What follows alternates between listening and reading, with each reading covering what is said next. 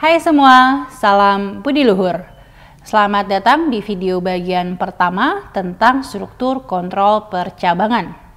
Diharapkan setelah melihat video ini kalian dapat memahami sintaks statement if. Pada video ini akan dibagi menjadi 3 pokok pembahasan, yaitu pertama, pengertian sintaks, kedua, sintaks statement if, ketiga, jenis sintaks percabangan. Kita masuk ke topik pembahasan pertama, yaitu pengertian sintaks. Sintaks merupakan tata bahasa, seperti menulis surat yang tersusun dari atas ke bawah dan kiri ke kanan.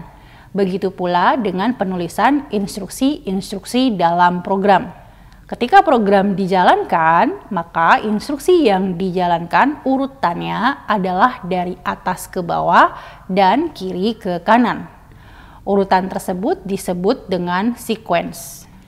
Jadi, sintaks adalah penulisan instruksi-instruksi program dari atas ke bawah dan kiri ke kanan yang nanti ketika program dijalankan akan dieksekusi sesuai dengan urutannya. Kita lanjut ke topik berikutnya, yaitu topik pembahasan kedua mengenai sintaks statement if. Setelah kita mengetahui pengertian dari sintaks, di mana ketika program dijalankan akan dieksekusi sesuai dengan urutannya. Tetapi terkadang pada kondisi tertentu diperlukan sebuah percabangan atau branching. Maksud dari percabangan atau branching adalah dengan kondisi tertentu, misalnya tidak mengerjakan suatu perintah tertentu, tetapi langsung lompat ke perintah baris berikutnya.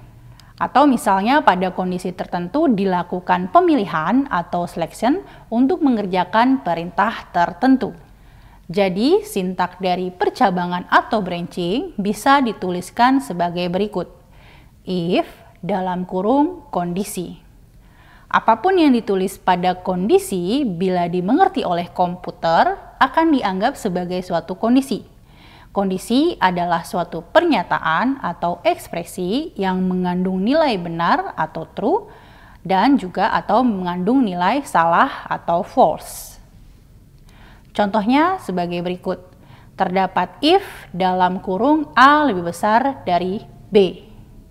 Maka bisa dibaca apakah nilai A lebih besar dari B. Atau contoh yang lainnya misalkan if dalam kurung A lebih kecil sama dengan 5. Atau bisa dibaca apakah nilai A lebih kecil sama dengan 5. Kita masuk ke topik pembahasan ketiga, yaitu jenis sintaks percabangan. Terdapat 2 bentuk sintaks percabangan. Bentuk pertama adalah kondisi yang menganalisa hubungan 2 buah nilai. Seperti kita lihat di contoh ini, if dalam kurung nilai relasional operator nilai. Maksudnya di sini akan membandingkan nilai, yaitu ekspresi yang mengandung suatu nilai dengan menggunakan relasional operator. Relasional operator itu adalah operator hubungan seperti sama dengan, lebih besar dari, lebih kecil dari, lebih besar dari atau sama dengan, lebih kecil dari atau sama dengan, dan tidak sama dengan. Berarti di sini maksudnya akan membandingkan kedua buah nilai tersebut dengan menggunakan relasional operator. Bentuk kedua adalah kondisi yang menghasilkan nilai 0 atau bukan 0. Kita lihat di sini if dalam kurung nilai.